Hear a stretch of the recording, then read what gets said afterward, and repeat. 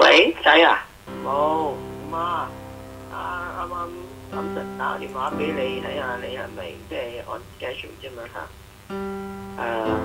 我或者因為今日有啲傷風，所以我或者瞌一瞌噶啦。我如果係我聽日再打俾你啊，或者後日。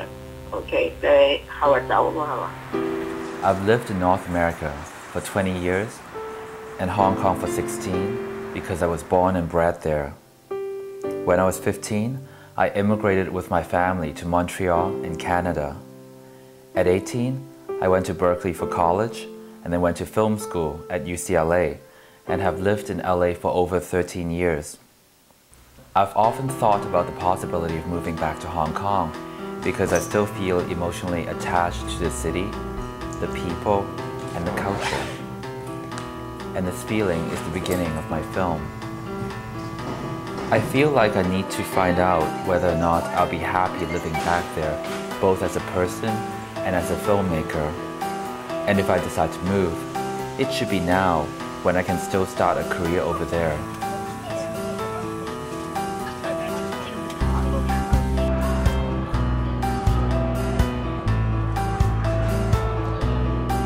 時間11:35，氣溫攝氏濕度67%。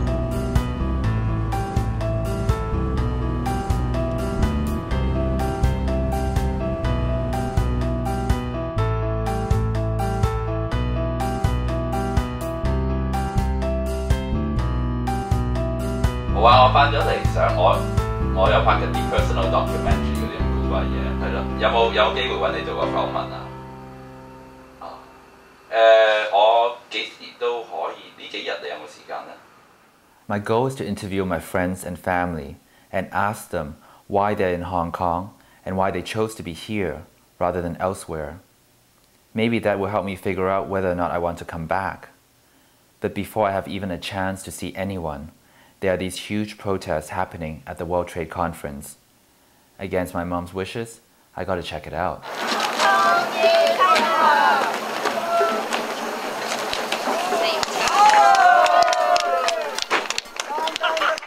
On the first day that I arrived, people from all over Asia have come to Hong Kong to protest against the World Trade Organization.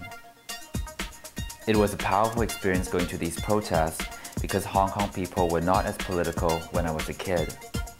On the surface, the protest is targeted at the World Trade Organization. The heart of it is really about sovereignty. Hong Kong people have never had sovereignty over ourselves, not with the British before I left, and not with the Chinese now. This certainly raises an issue for me because I've been living in US and Canada, both politically free countries.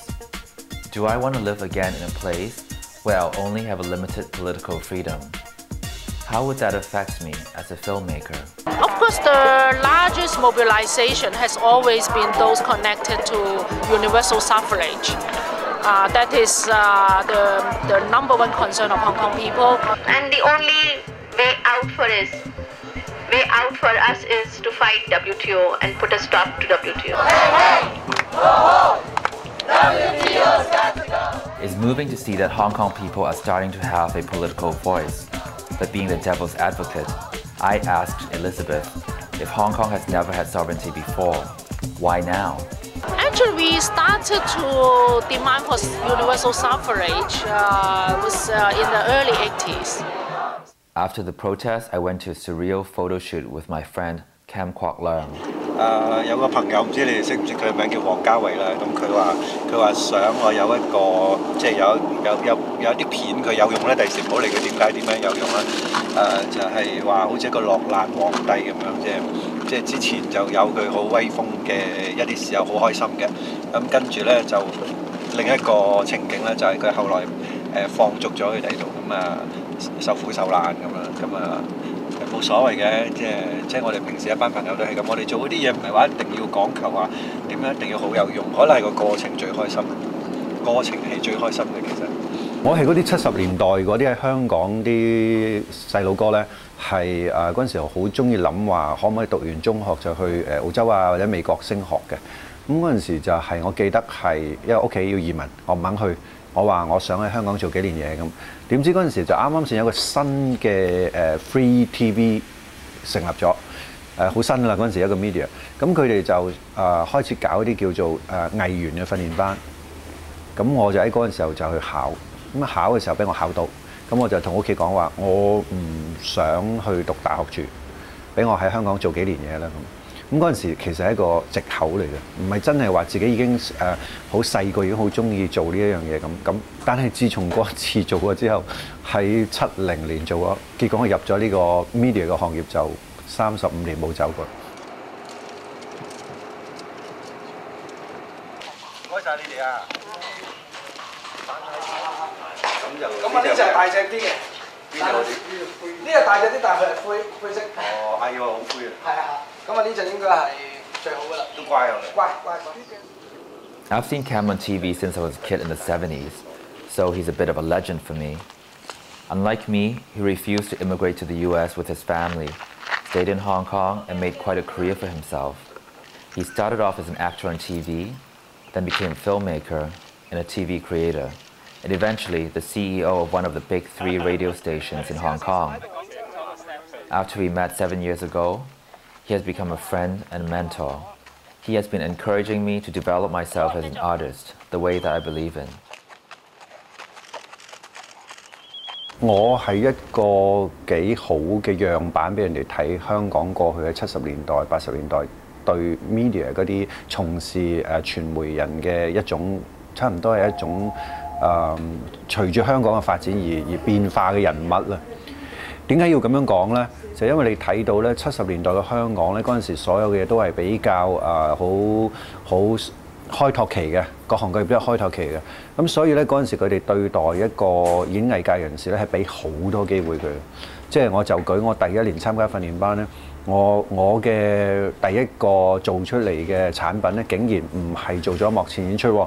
因為嗰陣時譬如有個老師，佢自己攞一啲警察檔案啊，愛嚟上翻譯，咁我哋就做咗翻譯嗰個，但翻譯完之後咧，佢又叫我哋將個檔案咧就可試下寫劇本，教我哋寫劇本，寫到一種劇本咧，又話叫我哋不如就用我哋個劇本去拍喎，竟然一個學生嘅劇本喎，咁我哋成班學生咧，又可以跟佢出去咧，就做埋廣東話叫打雜。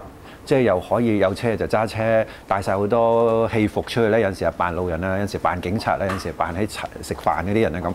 有陣時仲做埋場嘅咁。咁呢種機會咧，我相信我睇翻70年代咧，喺全世界其他國家都好難有呢種咁嘅機會嘅。中國嗰陣時候未開放啦，甚至台灣都唔係咁興旺嘅。咁所以喺香港嗰陣時嗰種情況咧，係令到我哋呢一班行咗入媒體嘅人咧，好快咧，即係差唔多速成班咁。咁所以如果要講翻話，而家問我之後跟住可以做咁多嘢咧，都係因為香港嘅特色。只有香港先係準啲人咧學喺嗰度，而一路做一路學咯。與此同時，譬如或者我有個同學佢去咗澳洲咁，佢一樣係做咗媒體，譬如佢去做咗一間電視台嘅生 man 咁，但係佢一世人都真喺度做生 man。咁我就好鼓勵佢嘅，因為我個人嘅性格就覺得係話一個人一生人做好咗一件事，我覺得都好滿足嘅。但係相反地，佢睇翻我咧，佢就好羨慕啦。佢即係會覺得哇，香港可以咁喎，點解可以俾你哋幾廿年可以做咁多嘢嘅？佢話如果我換轉我喺香港就好啦咁。咁所以呢啲嘢咧，永遠都係好難調轉個角色嚟到想像嘅。